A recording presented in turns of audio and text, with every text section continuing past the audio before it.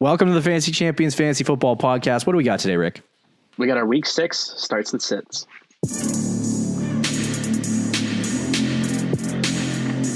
Welcome to the Fantasy Champions Fantasy Football Podcast. Here's your host, Morgan Colby and Rick Lemon.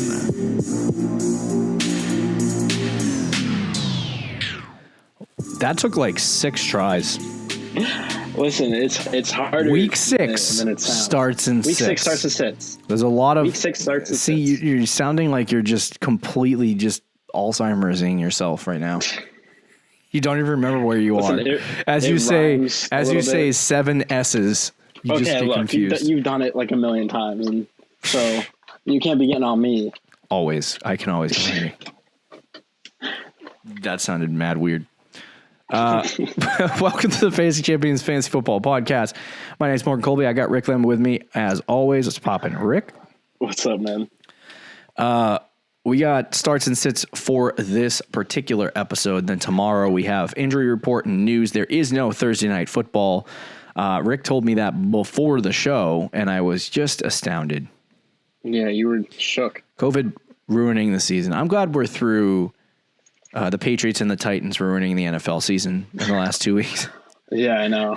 Hopefully, Usually, that's for some reason, we get through the entire week with negative tests, and as soon as Friday hits, Schefter just pulls them all out of his pocket. Yeah. By the way, this whole team has actually tested positive. All week they've been testing positive, but I didn't report on it until Saturday. Then the NFL's like, frick, I gotta go reschedule everything. Yeah. I was gonna give you tomorrow the list of scheduling changes that they had just because they had to move the Pats game. There was at least like 8 games that had to be moved around. Yeah. It was a cluster. Yeah. It was like, my brother was reading them off on Sunday and I was like, wow. But anyway, before we jump into our starts and sits, check out our website, thefantasychampions.com. You can find content, articles, all kinds of stuff on the website. Be sure to head over to Twitter and like us there at the FF Champs. Like us on Instagram at the Fantasy Champions. You can like us on Facebook at facebook.com/the Fantasy Champions. If anyone still listens or not listens, but uses Facebook. If you are listening on Apple Podcasts, Spotify, Stitcher, or any other podcasting platform, be sure to subscribe and leave a review. It really helps the brand. And yes, also share this podcast. Go into if you're listening to this podcast right now, open up your Sleeper, MFL, NFL.com, Yahoo Sleeper, whatever. I said Sleeper twice now. ESPN is what I meant to say.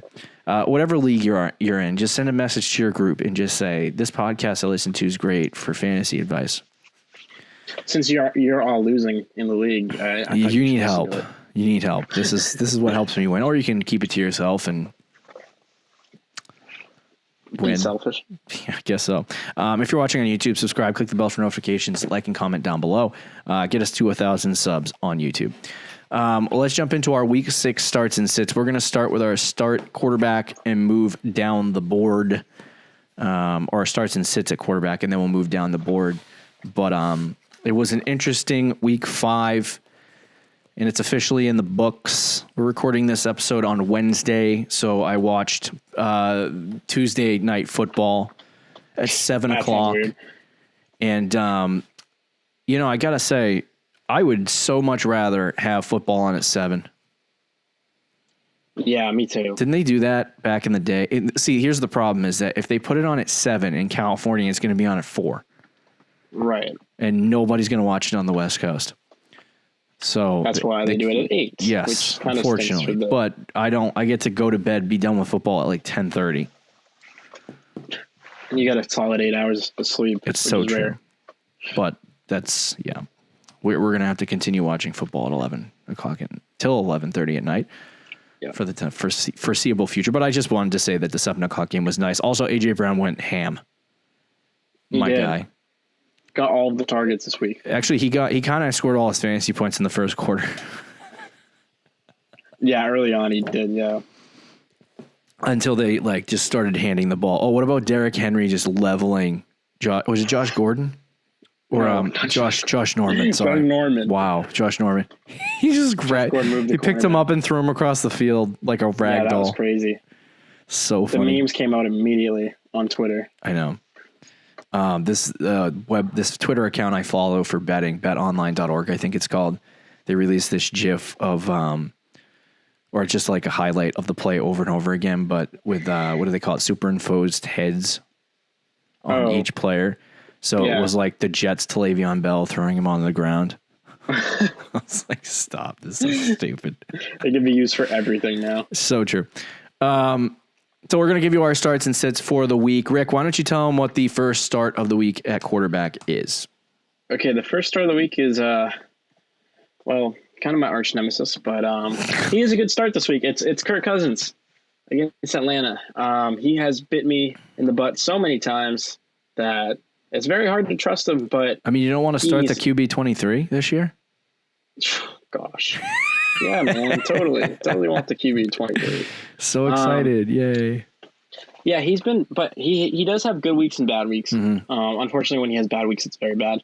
But against a team like Atlanta, who has just been awful this year on defense, maybe the worst defense in the league, or at least one of the 3 or 4 worst defenses in the league. Mm-hmm. He should do a very good job and be very efficient this week. Kirk Cousins does usually play well against bad teams. Yeah, so, traditionally. He struggles in prime time. He struggles against good competition. Yeah, I realized that I was going to start him. I picked him up to start him, and then I forgot to take Bell out of my IR slot, and so all my roster, he played, and then all my roster was locked, so I couldn't move Kirk Cousins in my starting lineup. I still won, but anyway, Kirk Cousins does not do good in prime time. I can vouch for that. Yeah, he's always struggling in prime time, but I mean he's been okay this year. He had one really solid week where he got over 20 points, and then a few weeks where he got just under 20 points. Mm-hmm. So he's been hovering around there, and against a team like Atlanta, he should be able to get that 20-point mark. Agreed. My only concern about Kirk Cousins, more specifically this week, is that, obviously, I feel like it's going to be a little bit of a shootout. Yes. Considering that they're playing the Falcons, so. and that would mean that Kirk Cousins does have to throw the football. But the problem with the Minnesota Vikings offense, not really the problem. The problem for Kirk Cousins in the Minnesota Vikings offense is that if they get it inside the 5, Dalvin Cook is going to score. Is Dalvin Cook playing this week? We will talk about that tomorrow. As far as the reports I've heard so far, it's a no-go, but then there are people that said he might play anyway and that he's fine to play this week, but they might play it safe. I don't know. But either way, they give it to their running back in the red zone. Right. So Alexander Madison. But with Dalvin Cook out, maybe that forces them to give the ball to Kirk Cousins a little bit more frequently in the red zone. Throw it, yeah. And if it is a shootout against Atlanta, obviously it's going to mean good things. This game is at 1 or 4. I think it's a 1:00 game. Okay, so good news for Kirk Cousins. No one's watching. Yeah, and Atlanta does. They rank 32nd against the pass. So yeah, they give Atlanta just dead last.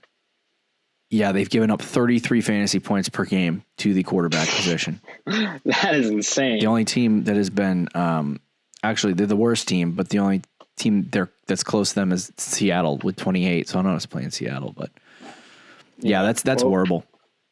It's pretty bad. Yeah, stream of the week. Yeah, hit Kirk Cousins real hard. This is a guy that I think a lot of people are going to be okay with sitting, just because of what happened this past week against, was it Pittsburgh? Who did they play? Cincinnati. They played Baltimore. Baltimore, thank you. So Joe Burrow had like 190 yards and a touchdown, and I don't know if he threw a touchdown, but he threw an interception and fumbled it, and he had 5 total fantasy points on the week. Yikes. Pretty bad. So I feel like a lot of people are going to be like, no, I don't trust Joe Burrow. I'm never going to start him again. But like I said, a lot of these starts and sits might seem obvious, and they might seem, some might seem unconventional. And we're hitting that point in the season, like I said last week, where we have bye weeks. We have guys that aren't playing that traditionally play, and you're going to have to pivot to some people on the bench. So if you have Joe Burrow and you own him on your team, I would obviously not be okay with sitting him. If you can get Kirk Cousins on the waiver wire and put him into your lineup for this week, I would do that over starting Joe Burrow, who might be your backup. And he's our sit of the week at quarterback because he's playing the Indianapolis Colts defense. Indianapolis has been just defensively, they've been the best defense in the NFL so far this year. Or one of the best. I won't say the best because I'll get judged, but it's them, the Bears, and I would say probably Tampa. Tampa's up there, yeah. So I don't want to put Carolina in that conversation Steelers. yet, but Oh gosh, Carolina. they're terrible. Terrible. No. Yeah, the Steelers are ridiculous. Pretty good on defense this year. But Indianapolis giving up the bottom basement rank 32 in the NFL, 11 fantasy points a game to the quarterback position. So Joe Burrow got 5 points last week. I don't think he's going to do as terribly as he did. Baltimore is a really, really good defense. They're probably the best defense in the NFL right now. But Joe Burrow he'll probably get like 9 to 10 points, but it's not going to be, it'll lose you a week. I think he can even get a little more than that. But he's in no way I don't think he's going to get like a 20-point game against that defense. Mm-hmm. The Colts defense, as you said, is currently one of the best in the league. They rank number 1 against quarterbacks. So it's the complete opposite of Atlanta. Joe Burrow struggled last week against the Ravens in a big way. And look, he's a rookie quarterback. I think he's a good player. And I think week to week he could start.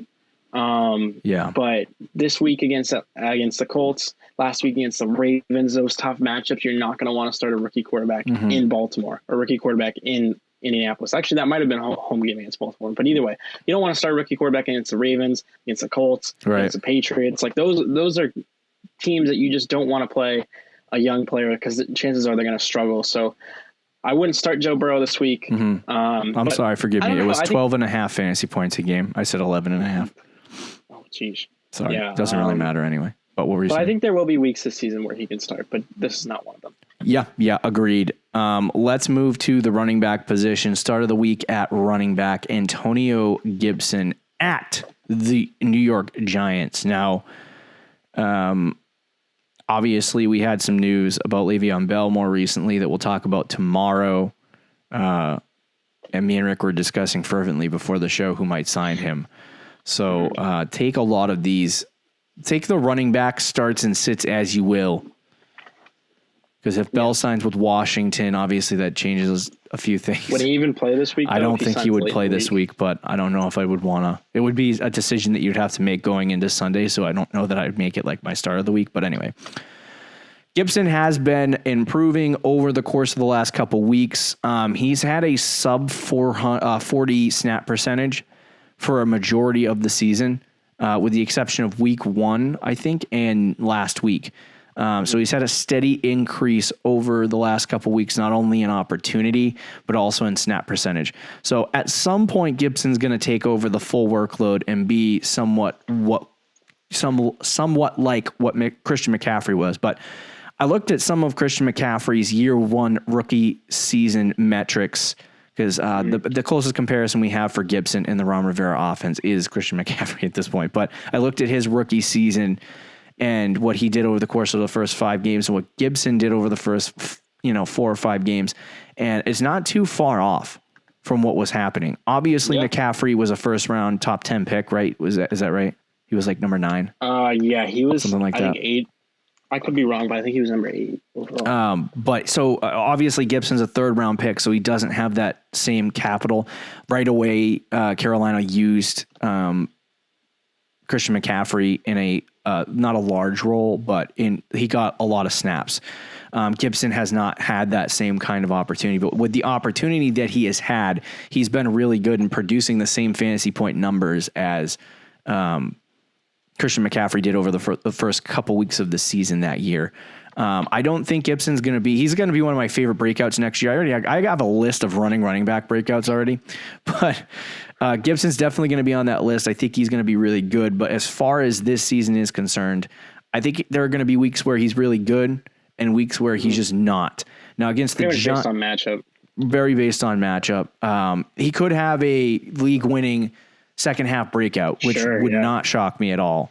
And actually, I think this is a good buy low moment for Antonio Gibson if the owner is willing to sell. But anyway, he is playing the, I just said it and I already forgot, the New York Giants. I had to switch to my sheet just to figure that out. The Giants have given up 21 fantasy points per game to the running back position so far this year, middle of the pack, but still a lot of fantasy points. And for a team that is starting to give their running back a little bit more opportunity, that's a good sign for Gibson.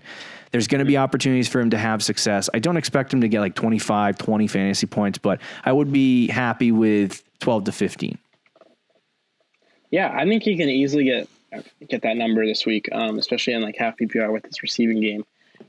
Against Washington or against the Giants, rather, their defense is not great. Mm-hmm. Against running backs, you said they ranked 23rd in the league or 22nd against running backs, which is around middle of the pack, but it is on the down end of that. Mm-hmm. I think one thing that will go Gibson's way this week that has not for a while is a positive game script. Really, since week 1, they haven't had a positive game script at all. They've been losing by double-digit points in every week. Mm-hmm. Against a team like the Giants, I'm not saying that they're going to beat the Giants because to me, it's a pretty even game, but I would think Washington is a slightly better football team than the Giants right now. So there's a good chance that Washington might take the lead early in this game. And if they do that, then Gibson could get more touches this week than he has in the previous few weeks.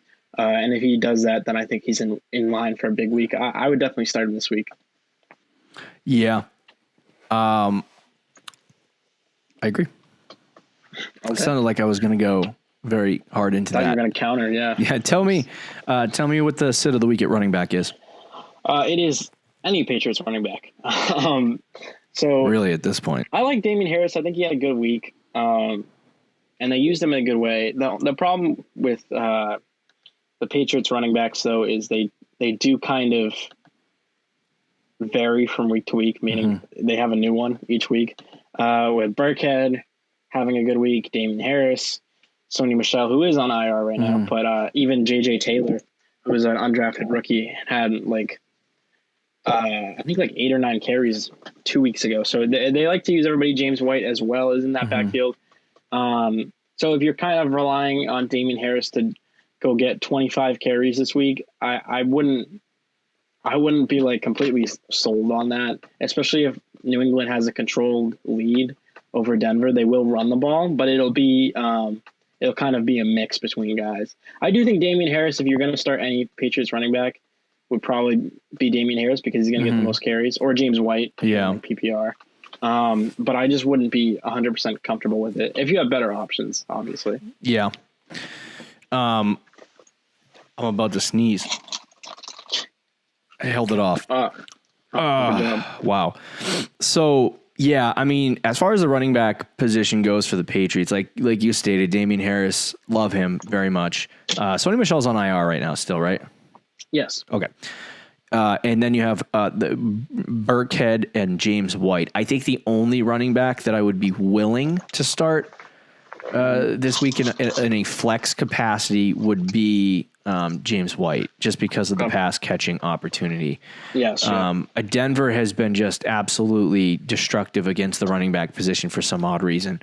I don't know if it's because they're just getting blown, but they're not. No, they're not scoring any points. So their front seven is good. I mean, their defense is not what it used to be, right? But they still have some guys up front who can stop the run. So I mean, and they've shown it this year. Like you said, the number 1 run defense in the league right now. Mm-hmm. Yeah. So I think for me, when you're talking about the Broncos, it's going to be tough for the Patriots to get anything going on the ground against them unless it's with Cam Newton. Now, if Cam ends up playing this week, assuming he is on track to play, by the way, but if Cam plays this week, that might open up opportunities for the running backs. Yeah. But I just don't think it's worth starting. Like if you need a play from Rex Burkhead this week, or you need a play from Damien Harris or James White, I'd look in other directions because I don't know that you're going to get the production that you're looking for out of those guys at all. I will say I think there is a chance they'll get a rushing touchdown this week from one of those guys, just because of the matchup. Right. And not that matchup wise, not that Denver's a bad defense, but I think New England will probably have a lead, and we might see a late third quarter, fourth quarter rushing touchdown type thing to put the game away. Fair enough. So that is a possibility, but I still wouldn't rely on it. Okay. With a tough matchup. Sounds a gooch. Let's move on to the next guy. Yeah, dude. Okay. Let's move to our wide receiver start of the week, which I don't know if you agree with, but Chase Claypool. Let's take big risks, friends. I'm nervous about this one. I'm not going to lie, but I'm fully ready to be wrong. Okay. Just so everyone. This was all you. This one's all me. So obviously Pittsburgh this week, they do have a good matchup relatively against Cleveland. Cleveland has given up 31 fantasy points per game in the first 5 weeks of the season to the wide receiver position, which ranks third most. Is that the right way of saying that? Third most in the NFL. So they give up a lot of fantasy points to wide receivers. Now, obviously, we don't know what Claypool's we don't know if Johnson is. I think he's going to play this week. That's what I've been hearing. Is that he's probably going to play this week, but we're still not sure on that front. Yeah. And so obviously that kind of hinders a little bit of what Claypool could do, but we don't know what the target share is going to look like with Claypool. Obviously, he looked like last Sunday with the 4 touchdowns, the guy that they've been looking for a while. You know what I mean? Like Deontay Johnson had flashes of it last year, but Claypool looked utterly ridiculous in that game. Like the way they were targeting him and getting him involved in the game plan and stuff like that. Like he looked good. And so it's like, is that the Antonio Brown, field stretcher that they're looking for, and is he going to start to take over that Deontay Johnson job a little bit? I don't know. I'm not proclaiming that, but we just don't know what the target share for Chase Claypool is going to look like with Deontay Johnson in the lineup. The only reason why he blew up in that game was because Johnson left the game with a back injury.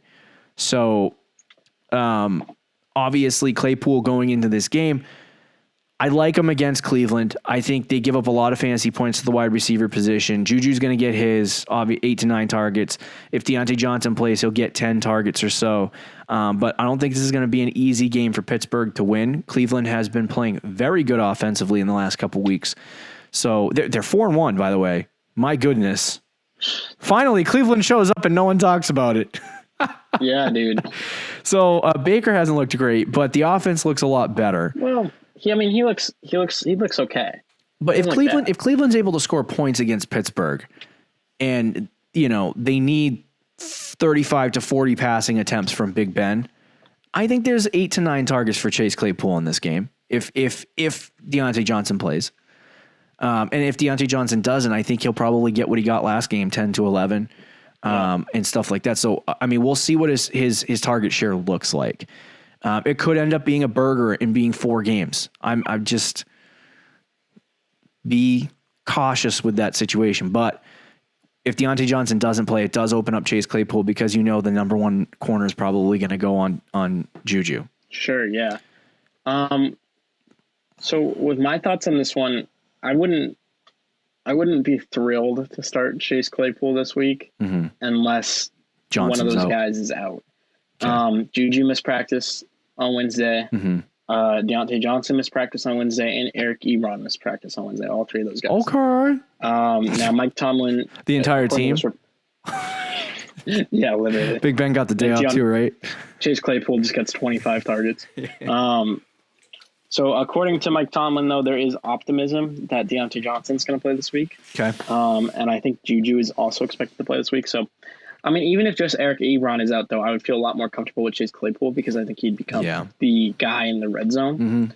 We saw it last week with all the touchdowns that he had. He's a big-bodied wide receiver who was, I think, even drafted as a tight end. That could be wrong. No, you're right. He was not drafted as a tight end, but but he was wide receiver / tight end. But he's athletic, so he could play outside. It's fine. So I'd keep an eye on the injury report this week for the Steelers. I think if everyone is healthy, though, it is kind of. I would be very nervous to start Chase Claypool coming off the week that he had. It's kind of hard for rookies to get back-to-back monster weeks like that. But against Cleveland, it is a good matchup. So if you don't have a better option, he's not a bad play. I'll say that. For me personally, I don't think he's necessarily like a start of the somebody who I'm like I got to start him this week unless someone is injured, of course. I kind of just want to start. I want to start him if I have a roster spot. I kind of want to just start him because I want to see what he's going to do, and I don't want to see what he's going to do on my bench. What if it's 4 points though? Oh well, I'm disappointed. Tell us to start at wide receiver. I mean, the sit at wide receiver. Forgive me. Dude, I just put chips in my mouth. It's Deebo Samuel.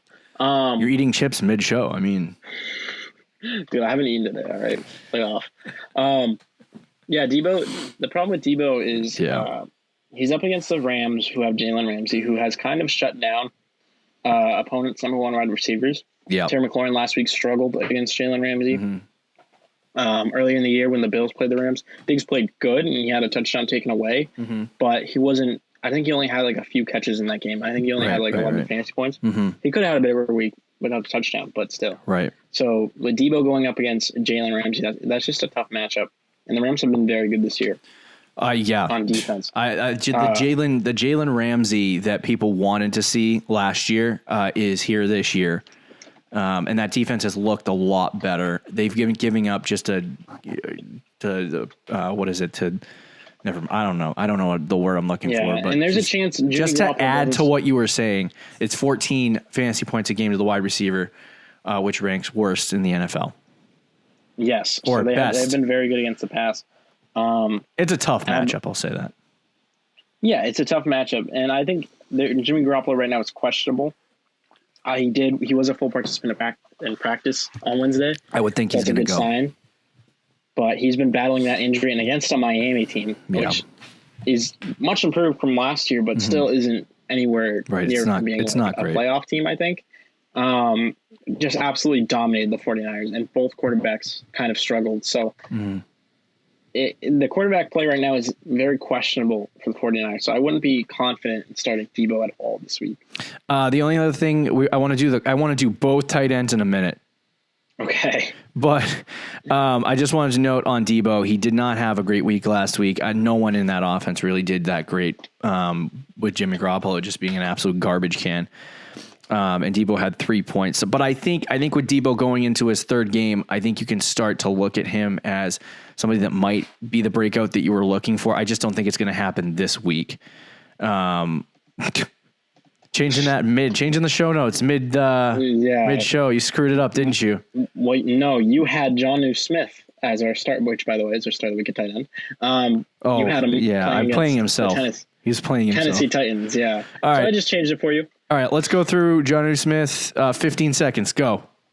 Okay, he's playing against Houston, which has been a crappy defense. Jonnu Smith has been really good this year. Yep. He's coming off of a really good week, and Houston has struggled against tight ends. So Jonnu Smith's a good start. Keep riding the wave. Yeah, Houston has given up, I think it's 7 fantasy points per game to the tight end position. So that's mediocre. It's like middle of the league, but they still have a good linebacking core, and I think that it's going to be a good week for Jonnu in terms of. You meant poor linebacking core?